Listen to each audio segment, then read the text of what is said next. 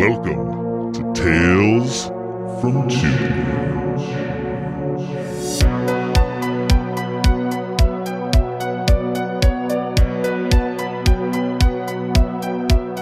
Hey Tubi friends! Welcome to a new episode of Tales from Tubi. If you're new to Tales from Tubi, or new to Old Man Brad, this is a series I do over here where I take my love of Tubi, my love of horror movies, and I mash them together in this nice little package. And all the movies that we talk about are streaming on Tubi at time of recording. Hopefully, they are still there for you if you're coming to this later. We are towards the end of October. Every Friday in October, we've had some great guests. We had Gerald from 2Ps on a podcast, Jason from Binge Movies, Drew from the Real Feels podcast. But I'm not done yet. I have more guests to bring in. I am super excited for my next guest. Sometimes we agree on movies like Mad Heidi or The Northman, but there are many times that we don't. But I want to welcome in David from We Watched a Thing. How you doing today? I'm very good, my friend. Very, very excited to be here. Thank you for having me on. Oh, yes, I feel absolutely. very honored in such illustrious company as people like Drew and Gerald and Jason. I got to make October like the best. So people are like, ooh, I need to come back and listen to more of this. Look at these guests that he brings in. My guests and I have talked some movies this month. We did Intruder from 1989, Neon Maniacs from 1986, and The Demon's Rook from 2013. They're all odd in their own way, let me tell you. This one is no exception to that rule. But this week we are talking 1990's Deadly Manor.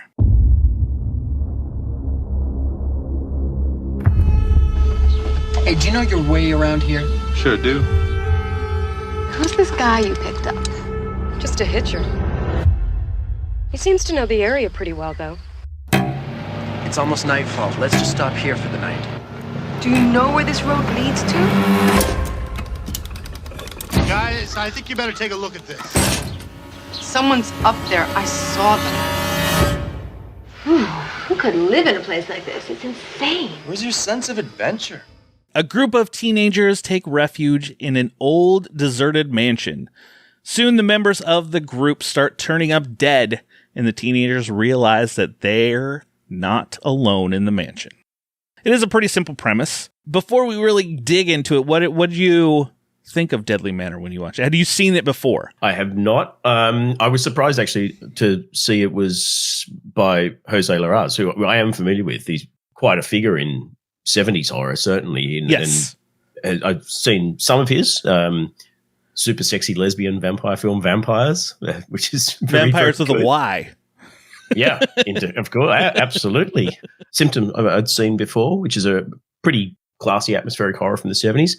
But I was aware that he kind of, into the 80s, gone a lot sleazier and started to get sort of trashier. And so I was keen to see this because as soon as I saw his name, and the trailer is actually, I think, quite a well put together trailer. I agree. I messaged a link to it to my co-host Billy and said, I'm looking forward to this. This looks bonkers.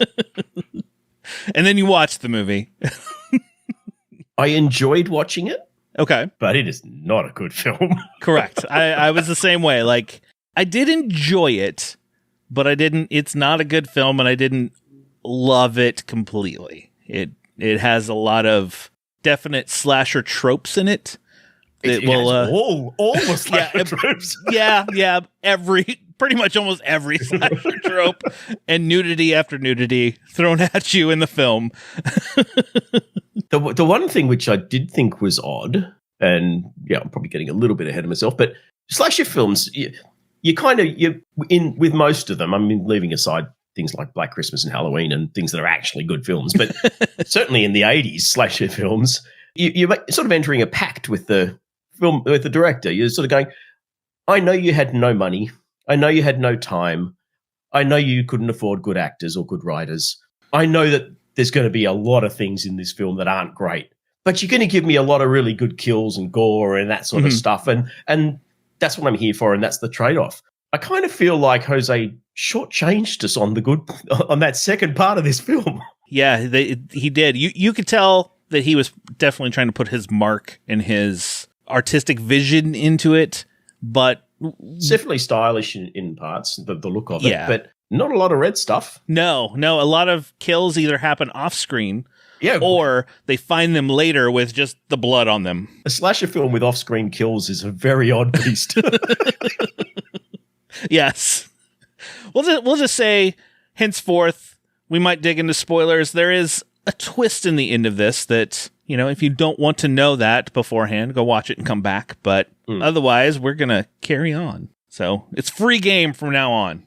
For me, like I said, it was okay. Or as, some people would say, it was fine. It didn't bring anything new to the slasher genre. It was very almost paint by numbers of the slasher tropes and you start off with a hitchhiker who they pick up and then they're like, we need to go stay somewhere for the night. Oh, look, here's this mansion in the middle of the woods. And you're just like, okay, here's number 2. And then it's just like, it just keeps rolling. Things start to happen. We won't knock on the door. We'll assume that it's abandoned because most houses are. Yeah. But we saw someone close the window. Someone could be here, but we don't know. But let's go in anyway, and we're going to stay here. I have to say, I mean, even for a slasher film, these are the dumbest characters I can remember seeing in a film, possibly ever. They make just every beat. And I was like, I kept thinking of Eddie Murphy talking about why there are no African-American slasher movies, because the minute you walk in the house, it's like, get out. Okay, see, I'm going to go. No. These guys, they're finding coffins. They're finding collections of body parts and scalps there. Yeah. And at every point, they're just like, we'll just stay here tonight and we'll leave in the morning. It's like, haven't you just fucking leave now?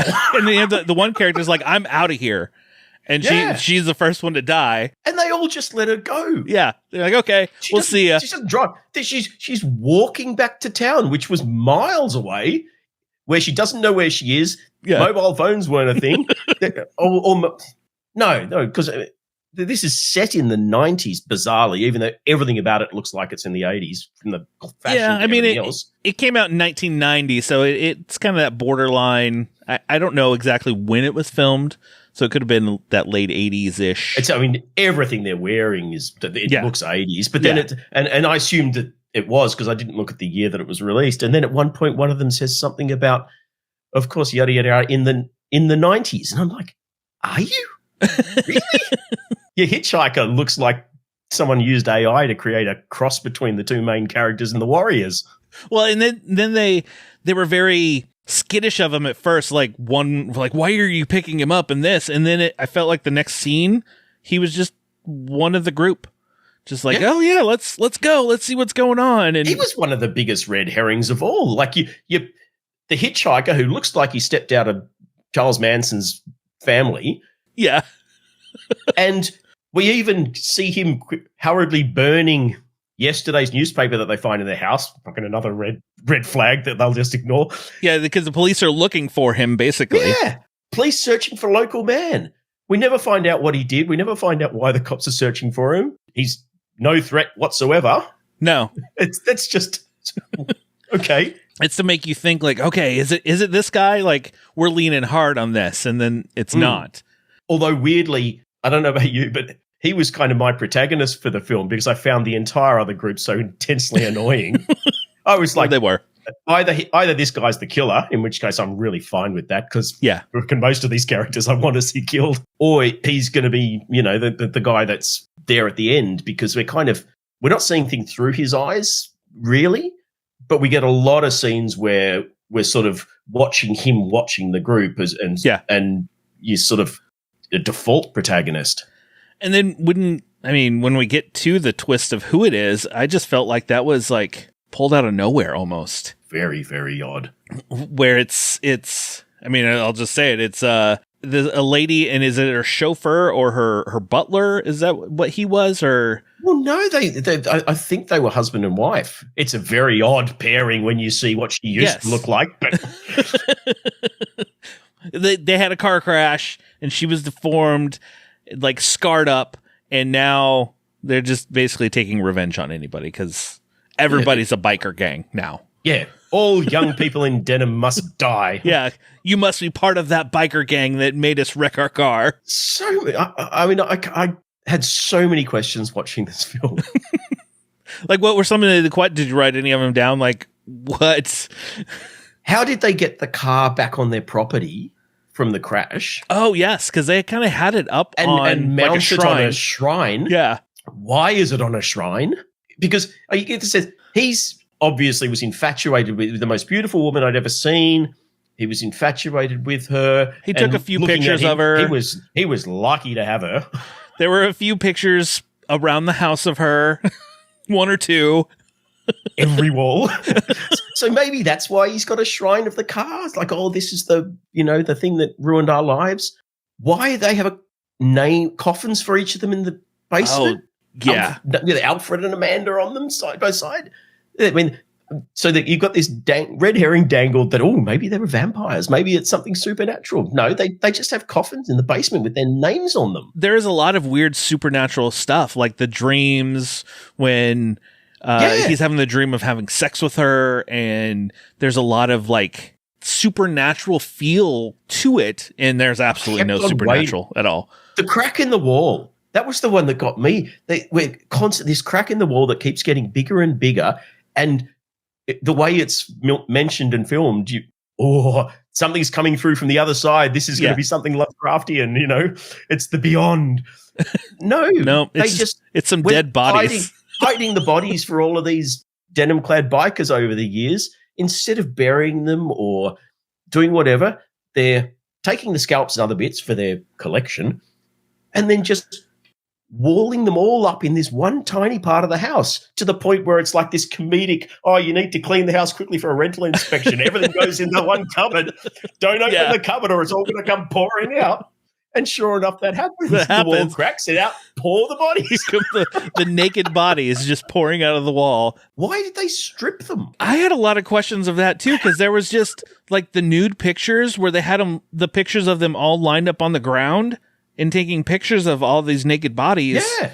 And then, like, obviously I get her because I'm like, okay, maybe she's just a model. So you have all these pictures she's her and all that. Yeah. Mentally unhinged since the accident. She used to be very vain and either a model or she liked having her picture taken. So she's got the gorgeous glamour shots of her naked all over the house. So everywhere she goes wearing her Georges Franju eyes without a face mask, she can see how she used to look and pretend that she still looks like that. That I get.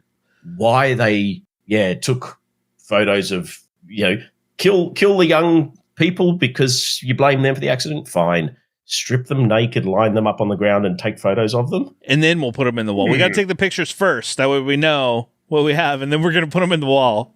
Yeah, and put bits of them in the cupboard collection. Yes. Just to throw people off if they're coming in the house. We want them to think it's who knows what. There was just a lot of odd scenes, like when the officer pulls them over the first on their way. I was like, is this an improvised scene? Because he starts going off on checking the tire pressure, and I'm like, what is going on? That's such an odd question to ask. And then he keeps asking it multiple times. And then he pulls out the penny. If it doesn't go to here, your tire's no good. I'm like, this is such an odd scene. Maybe they ran out of budget on the cast and they just did a local casting call. This guy's the local mechanic who does a little bit of community theatre, and they didn't give him a script. They just said, you're a cop. Just go with it. Just go with it. Act what you know. And so he said, let's see what you got. It's like, ooh, I know this great thing. I'm going to talk about the tread on the tire. Yeah, my policeman's backstory is that he's into automotive stuff. His characters were so stupid, though.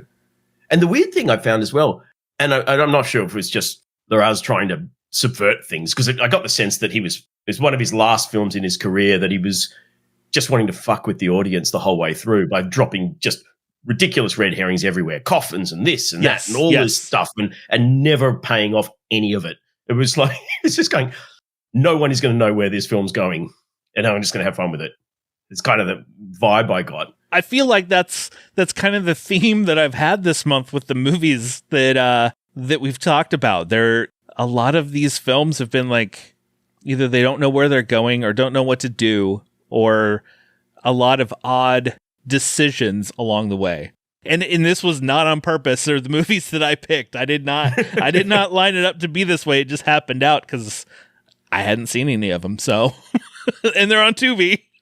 Well, this film with very little change could have been a great horror parody. Yeah, it could have. Turn up because I was laughing at a lot of the dialogue anyway because it was so bad. But yeah, if things like where they go in, open the cupboard, walk in, and there's just wall to wall shelving with, beakers full of human parts and countless fairly fresh looking human scalps and everything, and they don't leave the house. They just go, oh well, maybe he's a collector. Maybe. We're just going to stay the night. How was that line not meant to be funny? Maybe he's a collector.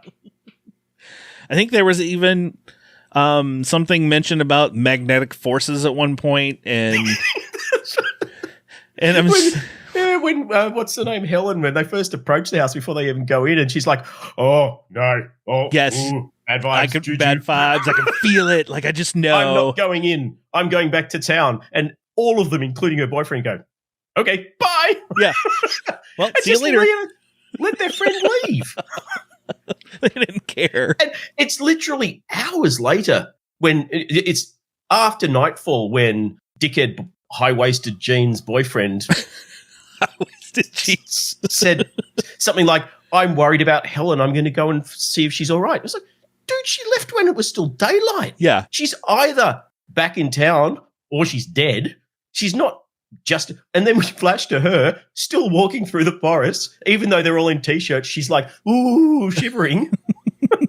So she must have been walking in circles for a long time. I mean, it had to have been a while because they'd been driving on the road at the beginning for quite some time. And they're like, well, it's going to be dark soon. We should find something. How about this side road? I don't know where it goes, but let's just go down this road. Let's randomly turn down this road. I know there's a place here to stay. And stay somewhere. Oh, look, a mansion. Perfect. Yeah. We'll assume it's abandoned, even though the electricity's working, so someone's paying the power bills. Now, one thing that another basically slasher trope, like the jump scares, all were almost the same. Like it was the same music and the same type of like, I'm going to try to throw this at the camera to get you to jump. And I'm like, okay, yeah, well, you've seen that 100 times. And the music, it was almost that same like swell up, like, Brah! I'm like, I feel like they just had to, just do it again. Do it again. They rolled with the punches. Yes. Very smoothly. They didn't have a budget for any kind of kills because everything was, we saw after the fact. So it was just blood or... Have you seen any of his earlier films? I have not. I know of them, but I've never seen them. Certainly vampires, I mean, apart from all of the sexy, naked lesbian stuff, has a lot of blood in it. And there's one of his 80s, The Fall of the Axe or The Blow of the Axe or something about an axe, had great kills in it. So I'm not sure why this is so kind of neutered in its kills. Well, I mean, it probably was budgetary, most likely. Edge of the Axe. Yeah, that was his. Edge of the Axe. Yeah. Rest in Pieces. I think I've seen that one. Oh, is that I know that name too. Maybe I've seen that too. Vampires, which I think is one of his bigger ones that a lot of people know of. Yeah, that's a big cult kind of classic. Symptoms, a good film too. I do remember that. But yeah, I'm not really familiar with him. But as I was reading, I was like, oh, okay, he is known and people knew who he was. And that's probably what they were like, ooh, we want to make a slasher and we got him and let's see what he can do. But here, you only have a few $100. See what you can do. Weave your magic. Yeah. We got this abandoned house. I read that they spent all the money on the prosthetics for the last 5 minutes of the film. For her face. I read that the mansion they shot in was set to be torn down, so they got to shoot there before they tore it down, which I'm sure in that case they probably got it for cheap. Yeah. One thing I'm not sure if you came across this when you were doing reading. the one sort of sex scene that we get, which is that sort of dream sequence, apparently the guy, Mr. High-waisty white jeans, dickhead cool guy, who was maybe the worst actor in the film, which is really saying something. Apparently he was such a prima donna dickhead for that scene that a lot of it is one of the PAs standing in for him in the sex scene. But the PA was super hairy and they had to shave his back and ass before so that he'd match up. Because this was pre-CG, so they couldn't just like do it in post. Yeah. So you've got this main actress who's all kinds of nude for either in photos or in that scene, and then you've got and doing it and not complaining, and then you've got this one pretty boy actor refusing to show his ass, so you've got to get a PA to do it. Jose Larraz was credited as a writer as well, so I'm curious if there was more to the script that maybe either the studio stepped in or budgetary, because even the ending, I just felt like it just ended. The cops just randomly show up because we recognize the guy in the car because he's wanted. Yeah. But we let you go then. We let you go then. It's taken us this long to find you. We checked into it to make sure. We just found you, and then they're just driving off, and then it's credits. And I was like, it's like, that's we it? need the cops to show up at the end because we don't know how to end this. Yeah. Why would they show up? Well, they're looking for the hitchhiker. So we'll show that little snippet in the paper to show that he's wanted. We won't explain why he's wanted or anything, but that gives us a reason for the cops to show up at the end. Okay. Jed, that was another weird thing. The cop carries her to the cop car. Like, not fireman's lift over his shoulder. He carries her cradled in his arms like a baby. I must not have paid attention to that. I don't know, so distraught. I was like, I'm going to go, is that the killer? Is that the dead killer that they're carrying as a body? Oh, no, it's our final girl. He's just carrying her like a baby. I was like, dude, that's inappropriate. And then he puts her in the car and he lifts her legs into the car like she's a paraplegic. I'm like, dude, stop touching her. This is all kinds of wrong. And they drive off and then credits. So weird. The whole movie is, and it is, like we said, it is every slasher trope you could think of is in this movie. I've got to think it's him kind of at the end of making 20 years of making sort of these B-grade slashers and horror films going, what can I do that's different? I'm going to just throw you off kilter the whole way through so that there's no way you can predict the ending. I'll throw red herring after red herring after red herring, hitches who aren't killers, criminal pasts that I don't explain, coffins that don't make any sense, supernatural cracks that aren't supernatural. I'll even have the least likely final girl. I assumed Blondie was going to be the final girl because she was the one that didn't have sex. She very clearly went, oh, no, button up again. That's not going to happen. Oh, yes. And then, no. Oh, okay, that's a surprise. I thought the one that runs off and doesn't go in the house, I thought was going to come back at the end and be the final girl because she was the smart one. Nope. The quote-unquote, she could be psychic. I don't know, but she had bad feelings. But it's the one with the girl who gets the least dialogue, who's weirdly in a relationship with the annoying... he's our Randy from Scream. He's got a Godzilla T-shirt. He makes references to every classic horror movie under the sun. Maybe your head will spin around and you'll spit pea soup. Maybe it's Dracula. He's the horror movie expert. Yeah. But he offers no value whatsoever. Yeah, they had all the Nothing tropes. happens the way you think it should. No.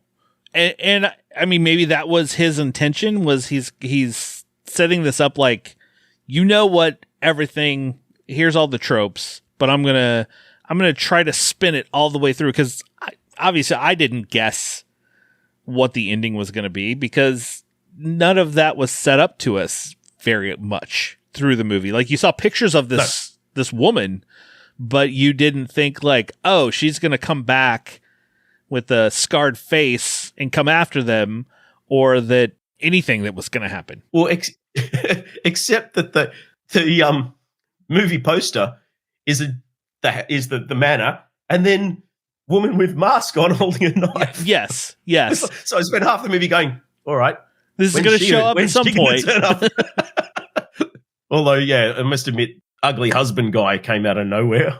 Didn't expect him to suddenly pop up at the end. And that's why I wasn't sure if he was a husband or the way she referred to him. It was almost like he was like a butler, a chauffeur, a servant, something of her house. It kind of looked like that. Yes. It was only when sort of falls down, oh, you've killed my husband or something at the end. And that was when I went, oh, okay, yeah. So it was a very unlikely, you were very punching up unlikely big pairing. one, dude. So out of 5, what would you rank Deadly Manor?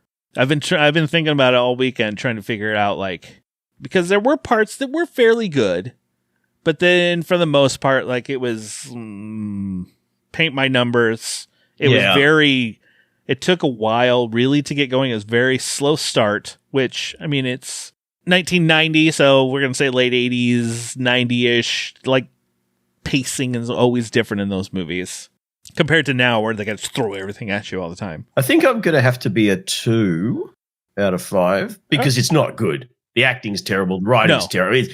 But I probably enjoyed it more than that score would make it sound. Okay, I'd probably land the same as a 2, but it is kind of the same. Just it was boring and very tropey, but you know, I didn't hate my time. I didn't hate that I watched this. No, I reckon if I'd had 2 or 3 more beers when I watched it, I would have been enjoying it immensely. Because we're all the same. When the dialogue's that bad, it becomes so bad it's good. And I think this falls into that camp. This isn't just bad. This is kind of bad to the point where you can enjoy it for being bad. Yeah, and it's one of those that I think, like some of these type of movies I look at, is it a type of movie that I could put on with some friends and just make fun of it and let's watch it? And absolutely, this is one of those movies. Yeah, completely. Anything else that you want to try to, like, you know, figure out in Deadly Manor before we go? I'll tell you what, I'll give Tubi a little shout out because normally when something finishes on Prime or on Netflix or whatever, and it's good, you might, if you watch that, you might like this. Not only is Tubi thoughtful enough to just start playing that thing without even asking if you want to, it just immediately comes up and starts, which I thought was cool. I got Hell Night, the Linda Blair one, which I don't think I've seen that. It was one of the first things Linda Blair did after Exorcist 2. She hadn't acted for a few years, and then this was the one she came back to. It's not great, but it's okay. It's got to be better than Exorcist 2. for college students are like, what do you call it? Rushing for a fraternity. Okay. It's not a fraternity because there's 2 girls and 2 guys, so I'm not sure what. A sorority or a sorority. Neither. It's a mixed sex. Okay. They have to spend a night in this haunted, abandoned mansion. So it's literally, I mean, it's coming straight after Deadly Manor. It's like, okay, more teens going into a scary place. The algorithm picked it. They're like, you like teens in a scary place. Here, watch this one. Yeah, spot on. Very, very good algorithm. No, Deadly Manor, I mean, it's if you like slasher films or if you like, you know, bad horror movies and enjoy them for being what they are, I'd say this is a recommend if you go into it knowing that it's in that camp. Yeah, it's definitely not going to be Black Christmas or something because it's not. No. It's not one of those that you're going to like, oh my gosh, this is one I'm going to watch every year. No, it's not one of those. This is like one you're just like, you know what? I just need a bad movie to watch. Let's throw on Deadly Manor and just make fun of it. Yeah. That's that type of movie. 100%. Well, David, I want to thank you for coming on Tales from Tubi and talking to me. Thank you for having me. Yeah, this has been great. Thank you for getting me to watch this film. I'll get everybody I know to watch something on Tubi at some point. That's my goal. That's my goal. But before we leave, tell everybody about We Watch the Thing. Well, it's probably misnamed podcast by this stage because we're about 50% music now because we're kind of fleshing it out. But no, Billy and I talk movies, sometimes TV, quite often music. Sometimes we're reviewing new releases. Sometimes we're doing top 10, top 5 lists. Sometimes we're giving each other things to watch and report back on. We sort of mix it up. No, we have fun over there, and by all means, come check us out. We Watched a Thing. If you search for that in any sort of pod platform, you'll come across us. And yeah, we watched a thing on the various socials. I will say that I think I align with Billy on my tastes in movies more often than not, because he tends to like, that bottom of the barrel, the bad stuff that I have fun with. So for someone who works in the field, because Billy's a visual effects artist, so he and a cinephile, so he likes some really high quality stuff, but then he still insists that Tommy Boy is one of the greatest films ever made. So he's a complex fellow. There has been multiple times where I'm like, this is a movie people bash on, but he loves it. And I'm like, I'm right where with him. I might be the only other one in the world, but as he reminds me, though, I did put Your Highness in my hidden gems underrated films list, where I think I'm on an island of one. Well, thank you again. And that will do it for another episode of Tales from Tubi. Be ready for next week, where Drew comes back on Halloween, and we're going to talk about the anthology film 1031. I mean, what better thing to talk about on Halloween than basically a movie that is the date of Halloween? So we're going to have fun with that with Drew. Just make sure you subscribe to the show and you'll never miss it. Snuggle up in that blanket, turn off the lights, because it's okay to be scared. We'll talk to you later, everybody.